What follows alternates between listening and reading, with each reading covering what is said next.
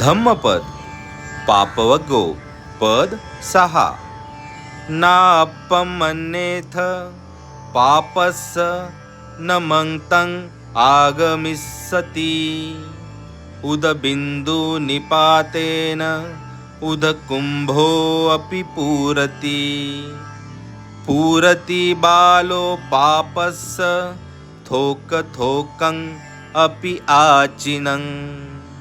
म्हणजे पाप अल्प आहे, ते माझ्याकडे येणार नाही, त्याचा माझ्यावर परिणाम होणार नाही।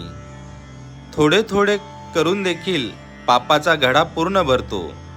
थोडे थोडेही पाप गोळा करणारा जमविणारा मूर्ख पापाने पूर्ण भरून जातो।